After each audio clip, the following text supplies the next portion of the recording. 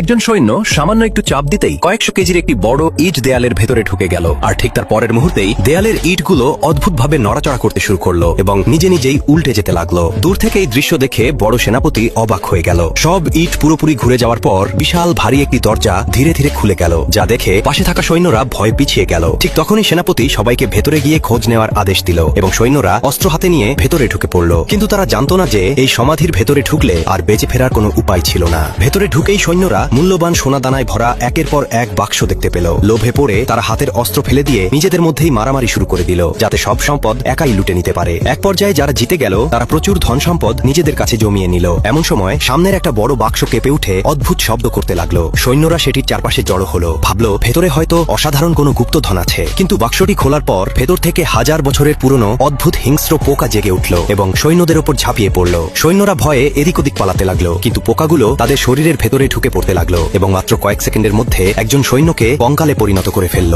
অন্যদিকে বাকি সৈন্যরা অসাবধানতাবশত একটি ফাঁদ সচল করে ফেলল, যার ফলে পায়ের নিচে শক্ত মাটি ভেঙে নিচে একটি গভীর গহ্বর তৈরি হলো। কিন্তু লোভের মাথায় তারা জীবনের ঝুঁকি নিয়ে একটি মইয়ের সাহায্যে ওপারে যাওয়ার চেষ্টা করতে লাগলো। তবে পেছনের একজন বিশেষজ্ঞ সেখানে না গিয়ে নিজের মানচিত্র বের করলো এবং বুদ্ধিমত্তার সাথে সব ফাঁদ এড়িয়ে সরাসরি একটি ফারাও মূর্তির সামনে পৌঁছে গেল। এরপর তিনি নিজের চশমা খুলে আলোর প্রতিফলনের সাহায্যে সূর্যের আলো ফারাও মূর্তির চোখে ফেলল।